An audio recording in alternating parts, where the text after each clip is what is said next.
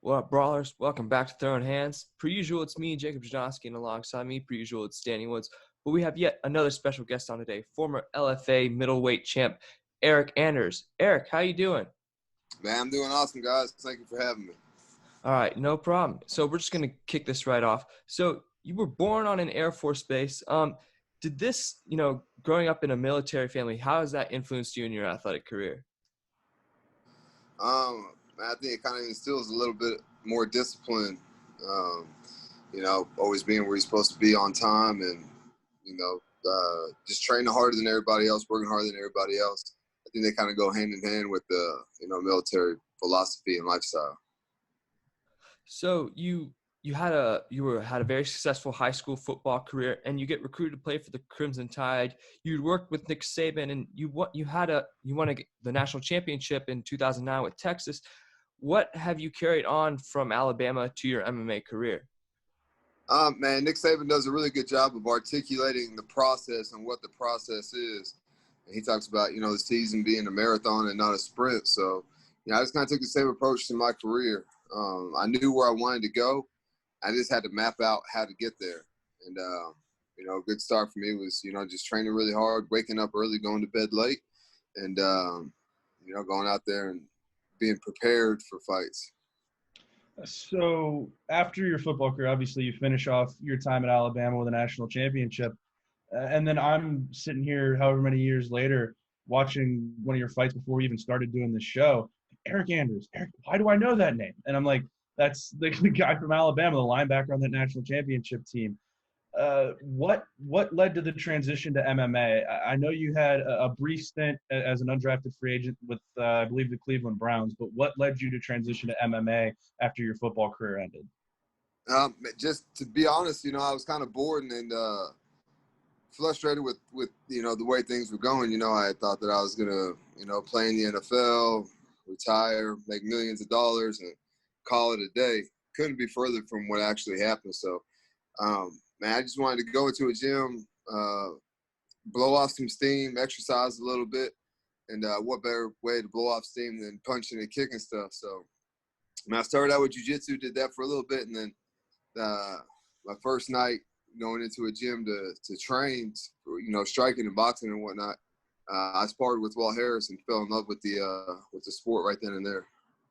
So you fell in love with the sport. You had an extensive amateur career, and then you get off to a very quick 5-0 start, 3 knockouts, 1 sub, and 1 decision. Then you make the move to Bellator.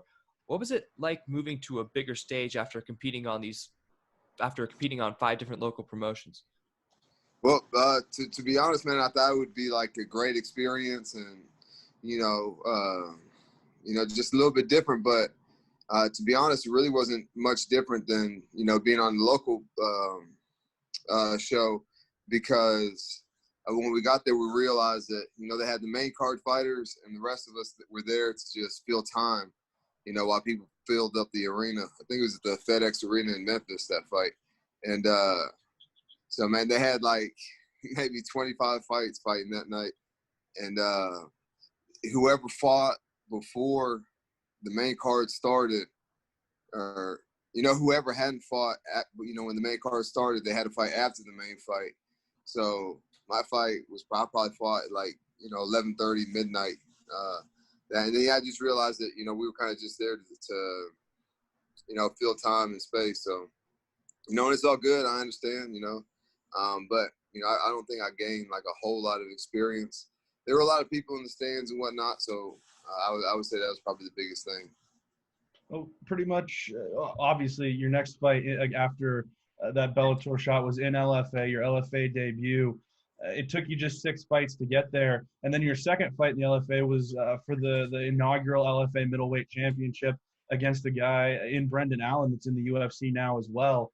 What was that opportunity like, and what was it like for somebody like you? You had an extensive amateur run, but you were still really early in your pro career to have that kind of opportunity so soon. Well, I think I did the amateur career right.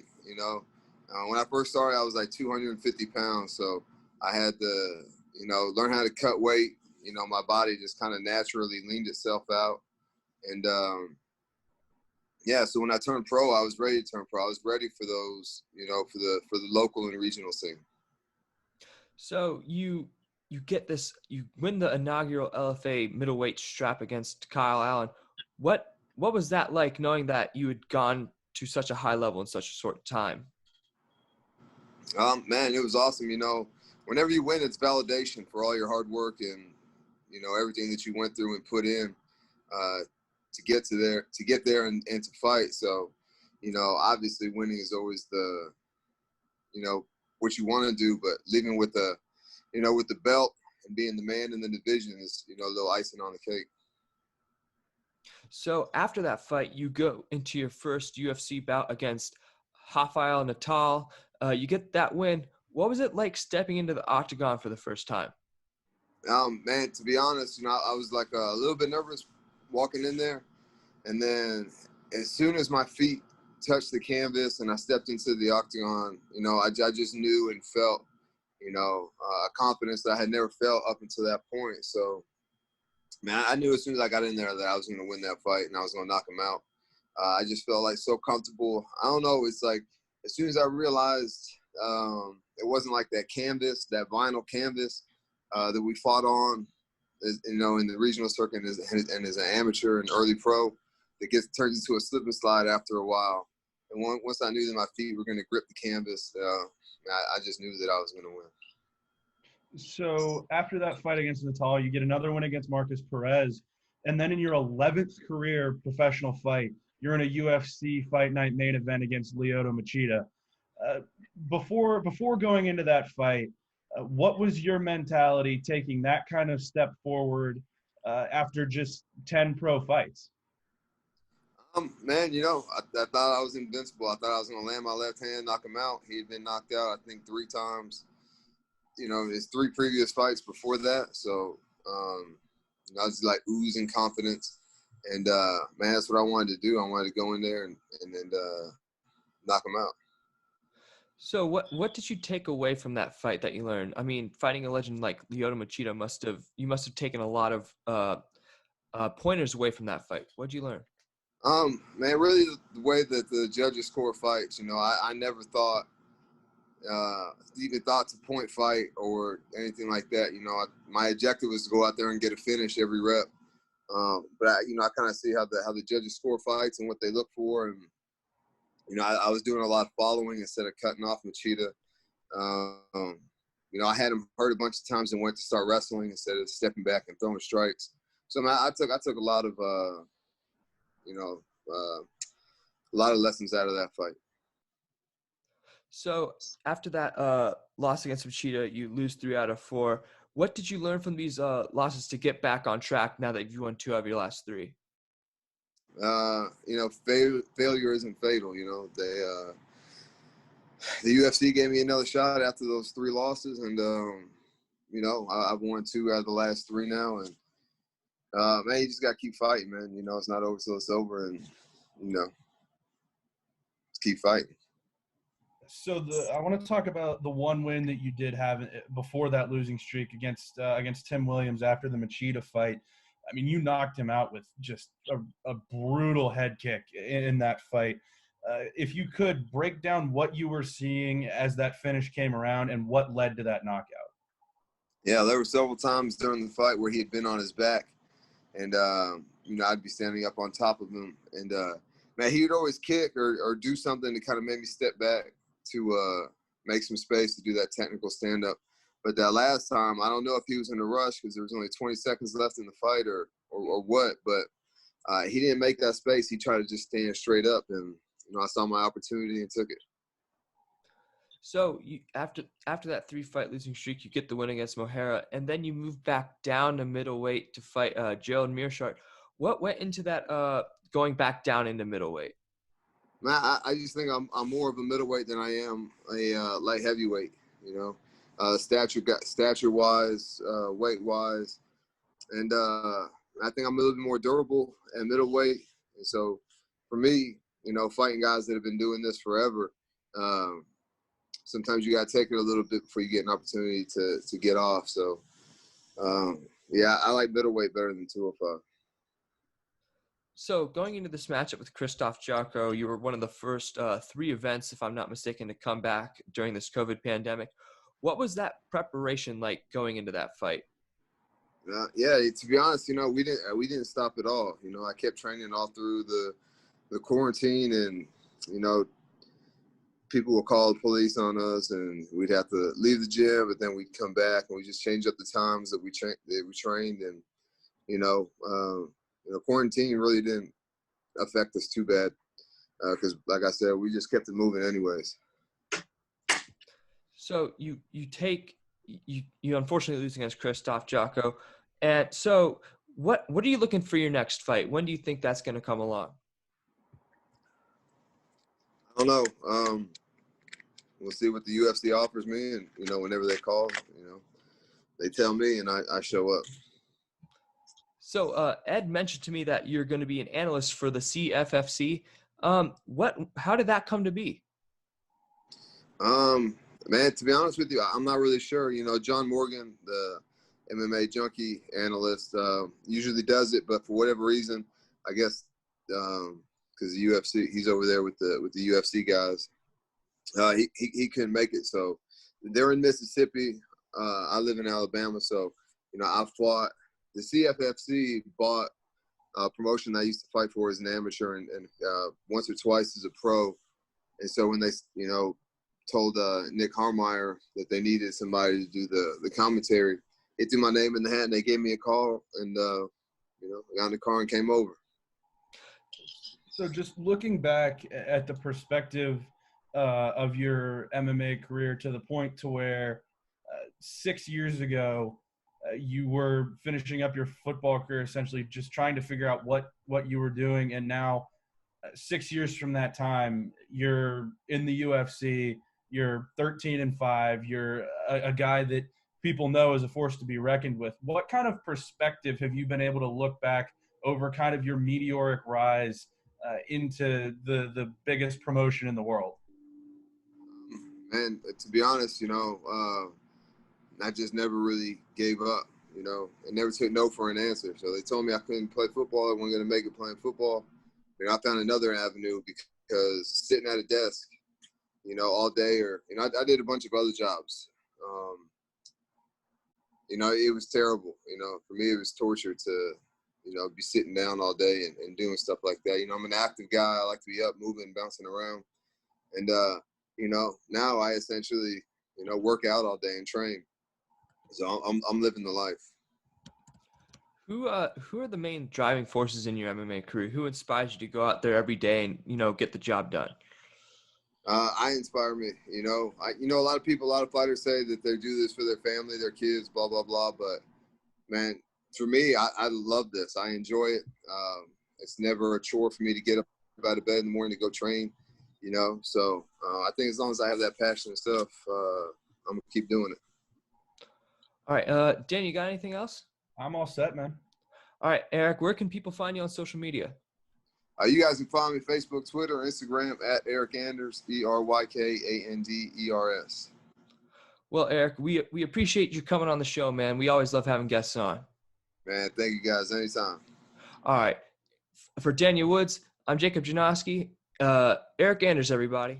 All right. Well, Eryk Anders, pretty cool guy, but we're going to get into some news. What do you have, Daniel? Well, a couple things. Number one, obviously, there's been a lot of talk about Tony Ferguson versus Dustin Poirier. That fight ended up not coming together. There were hopes that would be on the card at UFC 254, which is obviously going to be headlined by Khabib Nurmagomedov versus Justin Gaethje for the lightweight title. There was some speculation that Ferguson would potentially fight Michael Chandler, who was just signed out of Bellator and is going to be the backup for that title fight. That is not going to happen. There were some rumors that that's the fight that was actually offered to Tony Ferguson. Dana White was confident that fight was going to happen. But that's not going to happen. And the way that it looks is unless one of those guys drops out of the lightweight title fight, Michael Chandler and Tony Ferguson, neither one are going to fight at UFC 254, which for me is just really disappointing because, one, you want to see Michael Chandler get in the octagon as soon as possible. And two, Tony Ferguson is one of my favorite guys to watch in the UFC. Yeah, I'm disappointed too. I mean, you can't whenever Tony Ferguson's on, you got to turn on the television. It's must watch. I mean, if you like violence, he's the guy you want to see. And, I don't know. I just wish they'd give him a good fight. I wish that Poirier fight panned out. And I think they should pay Poirier more. I said that yesterday, I think. And I don't know. They all deserve to be paid more, but that's the fight we all want to see, and they should make it happen. What else you got? Kevin Holland is a guy that we've talked about a lot on this show because he's fought a lot in 2020. He's a guy that I really like moving forward as a middleweight. He's going to fight Darren Stewart this weekend. So he's not necessarily looking past Darren Stewart, but he did say on What the Heck, which is a show produced by MMAfighting.com, that the next step he would want to take after a potential win over Darren Stewart would be taking on Marvin Vettori, which I think that would be a great fight. Those are two guys that have looked really good in 2020, two guys that I really like as well. So I think if Holland can get past Stewart, he's definitely looking at a spot in the top 15, and a matchup with Marvin Vettori would probably vault him into a top 10 position and the potential for even more in early 2021. Yeah, I think I'm just worried that he's overlooking Darren Stewart when it comes to this fight. I mean, Darren Stewart's no slouch by any means. He's one of the better strikers in the middleweight division, especially when it comes to the weight behind his hands.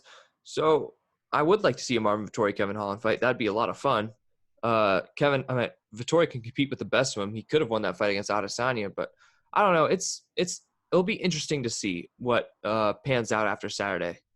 Yeah, absolutely. And that's interesting because Holland's kind of been chasing Vettori for a little while now. And Vettori is actually trying to get a fight with Chris Weidman, which would just be really interesting, I think, because Weidman, obviously a former champion, just a wily veteran at this point in his career. And Vettori's a guy with a lot of flash, especially when the fight goes to the ground. And Weidman, as we know, one of the best wrestlers that mixed martial arts has ever seen. So it doesn't seem like there's a lot of momentum going in that way. So if Marvin Vettori is looking for a fight and Kevin Holland wins on Saturday, I would love to see that happen. Yeah, I mean, I don't think any MMA hardcore MMA fan would deny that they would want to see that fight. Anything else? Nothing huge. We talked about Michael Chandler. Kevin Lee thinks he's too small for the UFC. So no, well, something that may be Michael Chandler's first fight, and I do not envy Kevin Lee if that happens. That's the fight. I think that's the fight to make, honestly. Probably. I mean, Kevin Lee's been running his mouth for years. Yeah. So it doesn't surprise me that he said something like that, but we'll see what happens with him. All right. I don't have anything else. What you got? Anything? Yeah, that covers my headlines. All right. Well, that'll do it for this episode of Throwin Hands. You can catch us on anywhere you want to find podcasts. Just look up Throwin Hands, and on Twitter at Throwin Hands Pod. Daniel, thanks for coming back. Yes, sir. Anytime. All right. And we will see you guys for the review of Fight Night Covington versus Woodley. Peace out, y'all.